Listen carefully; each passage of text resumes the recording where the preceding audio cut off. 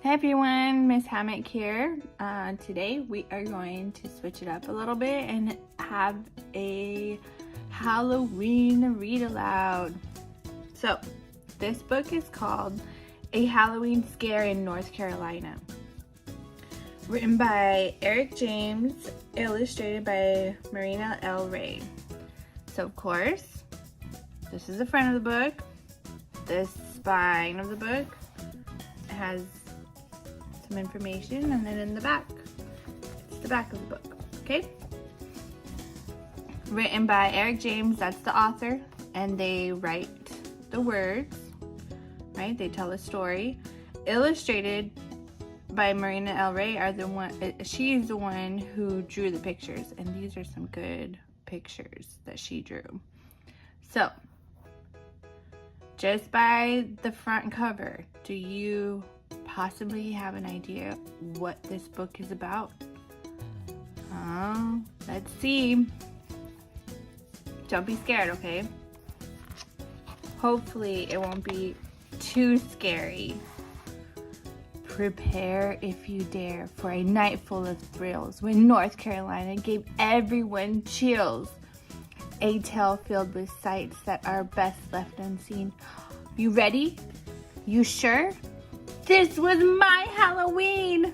Ah! The werewolves howled loudly. The moon shone so bright. I stayed in my bedroom, the curtain shut tight. My heart started pounding, my knees felt so weak, but being a brave kid, I just had to peek. Look at him. There's the werewolves. Oh. I pulled back the curtains, my mouth open wide. An army of monsters had gathered outside. They staggered and stumbled and lurched down the streets with bags full of cookies and candy corn treats. Emerging from sewers and houses and stores came creatures and critters with ravenous roars. Then more came along from all over the state. They filled up the streets at a dizzying rate.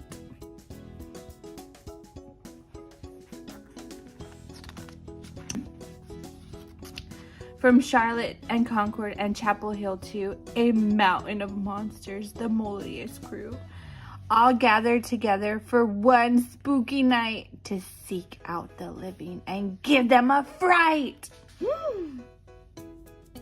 Everyone's so scared. The thunder clapped loudly with terrible booms. The witches dodged lightnings and clung to their brooms. The two-headed doggies tried chasing their tails, and banshees let loose with their hideous wails. The vampires hung out on the streets in their gangs and grinned just to show off their pearly white fangs. The mummies moaned loudly and swayed side to side, while Frankenstein stomped about town with his bride. Look, it's just married, North Carolina. Look at those kids. They're so freaked out. What would you do if you saw this in your neighborhood? The ships off Cape Hatteras rose from the ocean, their skeleton crews causing quite a commotion. They ran around town with their cutlasses drawn and danced, making merry from dusk until dawn. The speedway was buzzing with phantoms and cars, while Lasser Quest filled up with green men from Mars. The ghosts roamed around graveyard fields all night long and wailed all the words to the old North State song. Ooh, scary. The creepies were crawling, the crazies were crazed, the Fayetteville zombies had eyes that were glazed, the orgs from Cary were ugly as sin, with big bulging noses and warts on their chin. Ooh, gross. The ghouls danced around but were lacking in soul. The gargoyles would rock and the headless could roll. Although the whole spectacular seemed to spell doom, I foolishly thought I'd be safe in my room.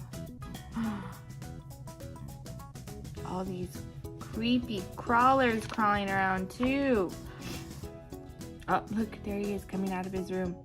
But then something happened that made my heart jump. From somewhere below me, I heard a big thump. I froze for a moment, as quiet as a mouse. Yes, I could hear noises from inside the house. Oh no, they entered his house? Where are his parents?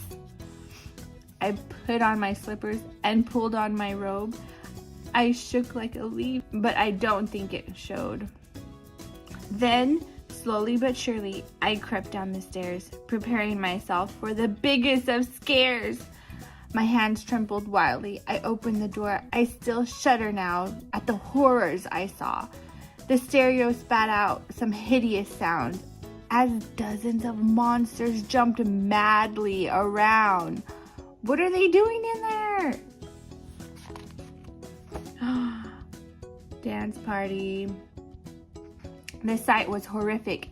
It made my skin crawl. These monsters were having their Halloween ball. And right in the middle, one monster loomed tall, the hairiest, scariest monster of all. This one? He turned around and saw me. I fell to my knees. I'm not very tasty, so don't eat me, please. He beamed ear to ear and broke free from the huddle. Ran over and gave me a big monster cuddle. Aww, so cute. At last, we have found you, he said with a smile. From Asheville to Raleigh, we've looked for a while.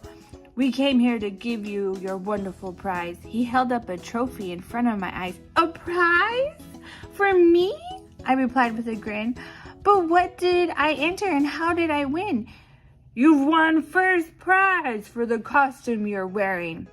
It even scares me, and I'm tip-top at scaring. This isn't a costume. I'm just dressed as me. Exactly the scariest thing you could be, a small human child with a cute button nose. Your teeth are so shiny. You've only 10 toes. No hair on your face and no horns on your head. The whites of your eyes are not glowing or red. A bone-chilling costume, a horrible sight, a worthy ensemble for Halloween night. Interesting. He's scared of humans. We partied together until moonset, a Halloween night that I'll never forget. And next year, I won't want to hide in my bed. The monsters won't scare me. Why won't they scare him? Let's see what happens. I'll scare them instead. The end.